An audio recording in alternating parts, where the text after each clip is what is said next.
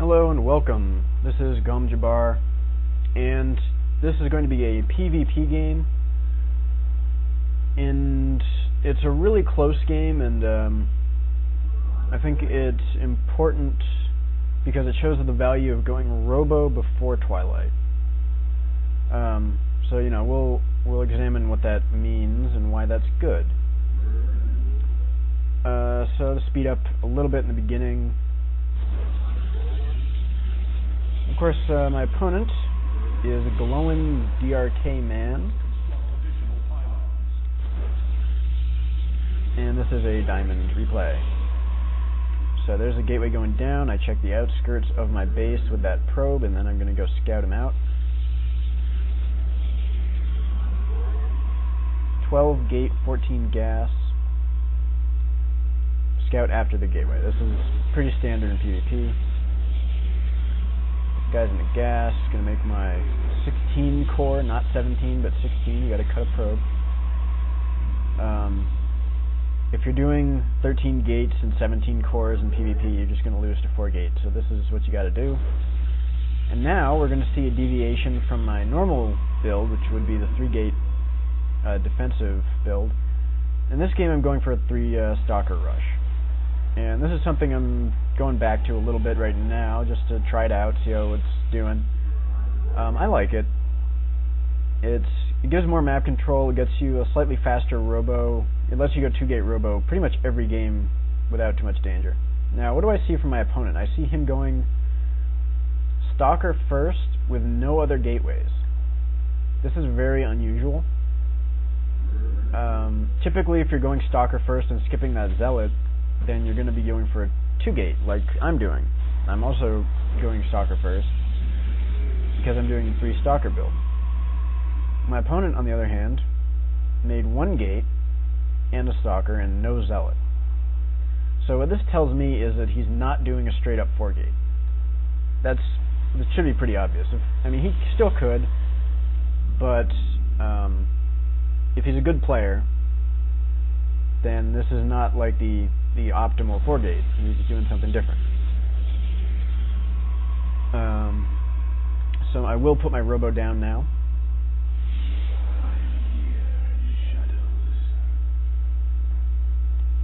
So with this build, you're basically making gate, core, gate, and then you're starting your first stalker out of this gateway. Then you start your assimilator. And you're going to be making... Do I have 4? Oh, this guy's... he's idle. Anyway. Then we're just making 3 total stalkers, making a robo as soon as we have the gas, and then a 3rd gateway. And with my 3 stalkers, I'm going to be scouting out. You've got to do this, establish early map control, check for pylons. Notice I checked all around this area for pylons. But, you know, if he's doing a 4-gate, I got to be careful with that. Now I'm going to go Immortal first. This is because DTs take a while to get out, and I'll have enough time to make an observer, and I'm going to base what my decision is on this scout. So I see a ton of stalkers. This is a blink rush, absolutely 100%. And that's even without the production tab, where you can see his blink is almost done. If you see this many stalkers with no other units, he doesn't have zealots or sentries, this is like the greediest blink rush, and his blink is already done at the 6-minute and 30-second mark. So this is a really, really dangerous. This is a greedy build from him that would lose to 4-gate, but I didn't 4-gate, and, you know, this is just a really risky build that pays off if you do it right. So my decision to go Immortal first here, you see, is incredibly important. If I didn't make this Immortal, I would have died right there. I'm dead. And now I've got 2 Immortals. This makes me very safe. For him to bust up this ramp, he would just lose half his stalkers immediately. Now I'm going to make a 3rd Immortal. 3 Immortals are just really strong. Doesn't matter how many blink stalkers he makes, if you have 3 Immortals, he probably won't kill you. So that's my game plan right now. And as soon as I have the gas for it, I'm going to make my Twilight Council. The purpose of the Twilight Council is so that I can research Blink myself. if I just stick to robo units and say I keep making Immortals or I just get Colossus, he'll be able to blink into my base anytime he wants to and do damage and then blink out again and threaten a base trade, and there's really not much that I can do about it. If I get blink, then anytime he blinks into my base, I can actually just follow him with my own stalkers and blink after him. And we're going to see that in this game. So, the Twilight Council is done. I don't quite have enough gas for blink.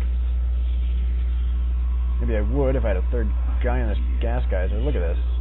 Look at this guy. Ah, hate that probe. This probe is an asshole. Alright. Making my observer now. At this point, I've got 3 Immortals. It's possible he'll transition to DTs after this, although that's kind of stupid since I have a Robo. But anything's possible, and I'm just going to go for an Observer just to be safe. Being safe is important. And at this point, if he is good, what he's doing is expanding while containing me with Blink.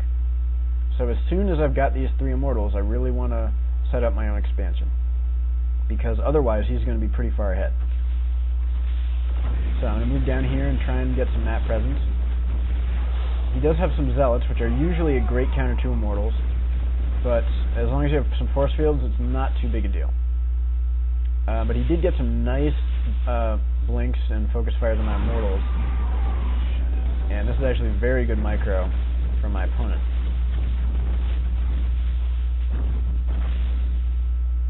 So he did manage to get all 3 Immortals, which is kind of absurd, but he lost a ton of Stalkers for that. We can see I am a bit behind in the resources lost, but not really a big deal. And Observer gets lost for free. Wonderful. So at this point, the game looks pretty bleak. It looks like I'm not in good shape. I just have to keep making Immortals. My Blink is finished. So as long as I have an Immortal or 2 to tip the scales here, and I have Blink, I have a chance at winning. So I'm going to Blink the Hurt Stalkers to the back, as you see. And now that he runs away, I can Blink and chase him down, get free Stalkers. And if he's on pure Gateway units, and I have Robo and Blink, I have Immortals plus Blink Stalkers, it's very tough for him to win that. And I've saved my Nexus. This is Observer right there.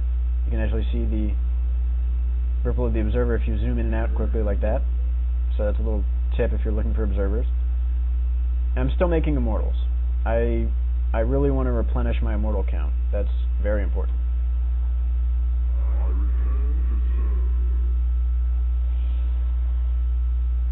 So I've got this Nexus up. Going to go back to making probes. And now that I have Immortals and Blink, I can assert myself on the map, and my plan right now is to be very aggressive. Uh-oh. He blinked in and is going to snipe that Nexus. And now he's going to blink out. So my plan is to intercept him. And I found him. And now I can Blink chase him. Get free Stalkers, like that one. And I can just keep doing this all the way back to his base, and he's going to keep losing Stalkers. If he turns around and engages me, I've got 2 Immortals, which gives me a gigantic advantage in that fight. And I've got another one coming. So at this point, I'm just going to counter push. I'm going to Blink backward. You also want a decent Zealot count when you're doing this strategy. You don't want pure Stalker Immortal.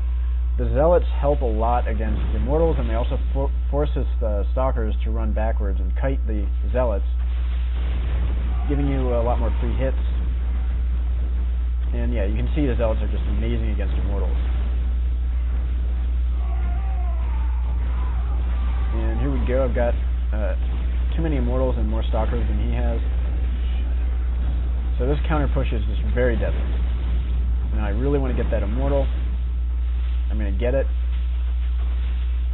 Always warping in more Stalkers.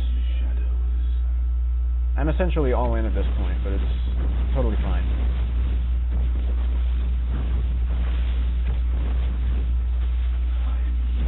And now, I'm not going to make the same mistake he did, which was to just try and kill the Nexus, what you want to do is get up here and snipe the pylon so the gateways and Robo are unpowered. This should be your primary objective when you get into a Protoss's base. Because without those gateways, he just can't win. He has 3 gateways now. It's not actually terrible, but yeah, I've got the Stalker advantage. And he's going to lose a bunch of probes at this point.